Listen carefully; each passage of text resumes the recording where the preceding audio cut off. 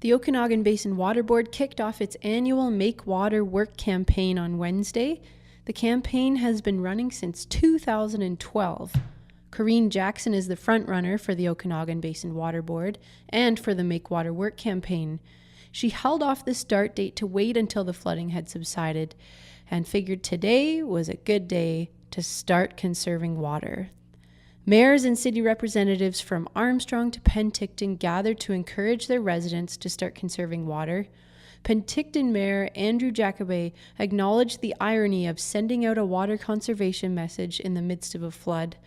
So as I was driving in and looking at the lake levels, the radio was actually playing Alanis Morissette, Ironic, and it was sort of the theme song as we're here, and I couldn't help but think about a certain world leader who talks about the president who cannot be named, or I shouldn't name because he picks fights with mayors apparently, talking about there's no such thing as global warming or climate change, when in fact we are transitioning from having too much water to not having enough water, and that's what we're sort of here to kick off. And Make Water Work is not just a website or a catchy tagline, it's becoming sort of a way of life, our mantra in the Okanagan.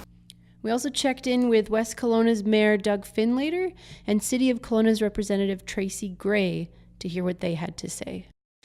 We are in wine country, and so with holding residents accountable for their water use, are there any incentives or pushes for winemakers and people in the business to conserve their water as well? I mean, I realize it affects tourism, and tourism is business, so, you know.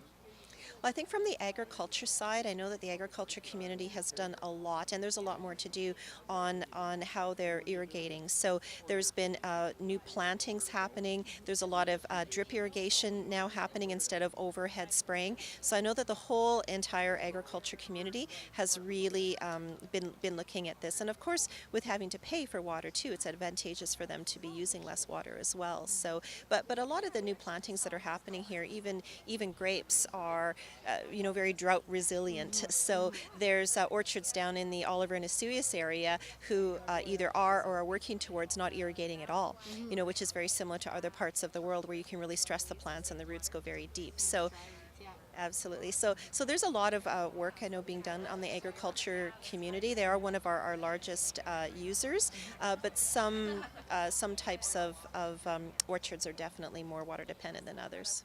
Well, winemakers, like any other business, are metered. They use more, they'll pay more for the water that they use. Something that West Kelowna is considering, because remember, when you use water, it also goes out into the sewer treatment system.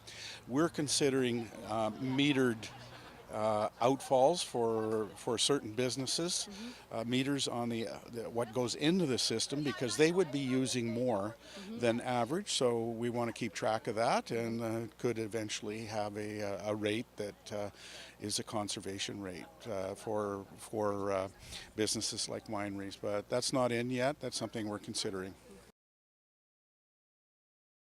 For Kelowna Now, I'm Liz.